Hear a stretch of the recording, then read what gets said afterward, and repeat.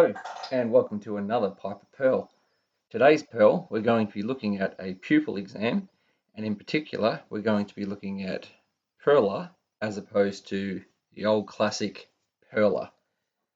Now this is a classic example of where dogma can take over and pretty much extend generations. I remember back in 2003 when I first learnt the pupil reactive to light test, and I was told that it's the PEARL test, which being PEARL, standing for pupils equal and reacting to light. At the time, I thought it was a little bit silly that they included the "and" in the acronym, but not the "to" in between the reacting to light, and I figured that it was supposed to be there because someone really wanted it to say PEARL. As I continued on in my career, I did a lot more reading, and I would always find this PERRLA and sometimes PEARRLA, but most of the time and in most literature it is in fact PERRLA, not PEARL. And I thought for many years until recently that was just a Australian versus an American thing, and it was still just the same test. And I'd always educate people on, if you're doing a PEARL test, you need to do more of an examination if you need to look at deeper things, especially to do with cranial nerves and the use of the accommodation, which was often missed. And I'd always pick up juniors and quite often seniors for writing PERRLA as a positive test when they didn't actually complete the entirety of the test. So it just goes to show the importance of doing research and really deep diving into things to understand what the intent is, instead of just falling back on old tricks. Because even if you look back at a few of my old videos, especially on the cranial nerves, you'll see I too, in much saying, wrote PEARL as opposed to PERRLA. But from this point on, no longer. And today we're going to focus on a proper pupil examination that you can do as part of an emergency and also just part of your primary healthcare assessment. So the acronym itself stands for Pupils, Equal, Round, Reactive to Light, and Accommodation. And the best way to break it down is to break it down like the heading suggests, which is pupil test, equal test, round test, reactive to light test, and an accommodation test. And each one of those can give you a lot of clues in what's actually happening in the body. So we'll start right at the start and we'll look at pupils, equal, and round. So when you first look at the eyes, the first thing to note is whether or not the pupils are equal within their positioning. So we're not moving on to the equal part yet. We're just looking at the pupils and seeing if their positioning is front. And then when you do an external eye movement test, the pupils track the same way, because any deviation of the eyes to the far left, the far right, dropping down, can indicate a problem associated with cranial nerve 3, 4, and 6. And it can also indicate the problems with the brain itself. So just having a look at the positioning of the eye, seeing if the eyelids are sluggish, seeing if the pupils are in the right spot, can be the first test. As far as equal goes, you need to look at them in the light, whatever it is, and see if they're the same size.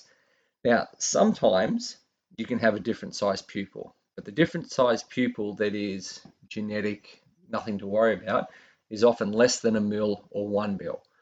So if you notice a pupil variation greater than 1 mil between the left and the right, then that is something that needs to be notated and looked into, basically. Okay, it's also a good idea to see if the pupils match the light. Okay, being if they're in a dark environments but they pinpoint, or if they're in a very bright environment and they're fully dilated. Okay, see if they actually match or equal to the environment that they found themselves in. Now the last one is you look at it being round. Now you need to have a really close look at the pupils and basically follow the borders of the pupil line to see if they are actually fully round, because an irregular pupil can be a denotation of trauma to the eye itself, or can also involves some sort of tumorous growth or deformation of the actual iris itself. Okay, so always look if they're round. And that's the first three tests: pupils, equal, and round. From there, you move on to the reactive to light test. Now, the pupillary light reflex involves a neural pathway on each side, and each side has an afferent limb and two efferent limbs. What that means is afferent, remember, travels from the senses to the brain, and the efferent travels from the brain to the actual organ, in this case the eye. Now, when we look at the afferent limb, that is involving the optic nerve, which is cranial nerve 2. And each of the efferent limbs, the ones coming from the brain back, are actually the oculomotor nerve, which is cranial nerve 3.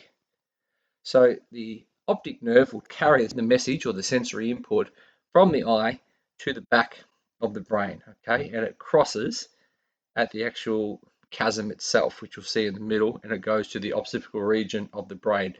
From there, it activates both the efferent limbs of the oculomotor nerves, and then it will come through to cause a reaction to the eye. Okay, so the pupillary light test provides a useful diagnostic tools for testing the integrity of the sensory and the motor function of the eye. So it's a test that we routinely do, and any abnormalities can denote brainstem lesion, anything wrong with like lesions or growths on the optic or the oculomotor nerve, but it also can be due to depressant drugs and things like that. So the way it works, if we really look into it, the idea is you want to shine a light source in one eye or the other. So we'll look at the patient's left eye where the light is looking. Now, instead of going directly at the eye, it's best to come in from the side. It's just a little bit nicer. And what you are doing is you are looking at the left eye and the right eye to see if they both constrict in the presence of the light. Because if they do, what that means is the light source is able to travel down the optic nerve, it's able to get to the occipital region, it's able to be analyzed, and then the message is able to pass down the two oculomotor nerves in order to cause the pupils to restrict. And then you do it to the other side. Now, the reason you have to do it bilaterally is because that can tell us whether or not the problem is associated with the optic nerve or the oculomotor nerve.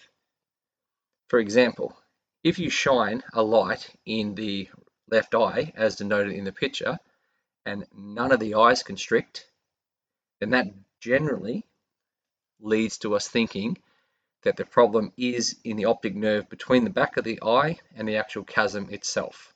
Okay, there's a lesion there, meaning the message isn't getting down. But if you shine it into the eye and only one pupil constricts, then that can denote a problem in the actual oculomotor nerve itself. So you transfer to the other side. So if you think of it this way, if you do the test where you're in a bright environment and you get someone to close their eyes really tight, wait the 10 to 15 seconds for that dark accommodation to sort of kick in, and then get them to open their eyes and look at both pupils, all you're really testing is that the body's able to constrict their pupils in the presence of light. Okay, the light source could only be traveling down one side of the eye, left or right, and causing both oculomotor nerves to react. So that's why we need to test both eyes to see if it has the response that you'd expect in both eyes, because of that difference between one afferent and two efferent limbs of the actual oculomotor and optic nerves themselves. From there, we don't forget about accommodating, and we use the term accommodation if we need to. Now, in our environments, we often work in bright environments, and we can't often escape that. Okay, so we can't just get away from that. So sometimes we need to work on the accommodation of test as opposed to the light reflex, or even complementing the light reflex test in order to get a better understanding if those pathways in brain and cranial nerves are in fact completely uninterrupted. So the idea of the accommodation test is you'll start with them focusing on something about a meter away from their body. The best thing to do is on the tip of your finger, and you can do this whilst you're doing an external eye movement test of the other cranial nerves. So getting them to focus on the tip of your finger, tip of a pen, whatever it is, you slowly bring the finger in closer to their body. And this will cause them to really focus down on the actual object that they're looking at, and therefore have to change the aperture of their iris in order to get better focus. So when it's further away, you'll find the pupils are quite dilated. As it moves closer, like a camera lens, it will often focus in and the iris will constrict. Now, whilst true, it's not as sensitive to testing the different ocular motor versus your optic nerve as the light, it does test the reflex that we're looking for, the relationship between sensory and motor, and it can be particularly useful in a bright environment as well. So once we do the test, we write exactly what we see, and we stop pretending that this is an easy test. Okay, because it's not an easy test in the environments that we're in. Okay, people are wearing helmets, people are in bright environments. We can't get them into a dark room where we can really focus it. It's not easy when you're dealing with brown eyes or a really dark pigmented iris. Okay, the variation between the pupil and the iris itself can't always be seen that easily. It's not easy when a patient's in pain because they like to squint their eyes, like close their eyes in pain. So sometimes the test itself is difficult. So you're better off saying that the test cannot be performed in the conditions that you're in than you are lying about just writing PEARLA tick. Okay, better off writing exactly what you see. If you need to do the test on an unconscious person, you can't really test both eyes unless you have a friend. Okay, you can only open one eye, test the reflex, other eye, test the reflex. Okay, it's not very easy to open somebody's eyes, maybe in the assistance of a head torch. So tell the people that you're handing over to what you could physically do. When you're writing it out in your notes, write exactly what you did. If you didn't do the accommodation, then don't add the A to the end of it. Just write that you looked at the pupils, saw that they're equal, saw that they're round, and they react to light. You didn't do the accommodation test. That's fine. Okay, so if you didn't do the test, don't write it down. If you did the test and the test showed that something was wrong, then write what was actually wrong, as opposed to just writing PERRLA negative. Because as mentioned, it's multiple tests in one. Therefore, you need to denote exactly what the abnormality was in order to pinpoint down what we really need to further investigate. Okay, so that ends the PEARL on the pupil test. Hopefully I haven't annoyed too many people by shattering their dreams with the acronym and the fact that we've just followed suit for so many years. Okay, but consider it as, again, a diagnostic tool, but an early detection tool more accurately in picking up potential problems that will need further investigations, and doing a proper eye examination and including this good pupil test as part of your cranial nerve assessment or as part of your eye assessment itself can go a long way in detecting problems. But until next time, take care.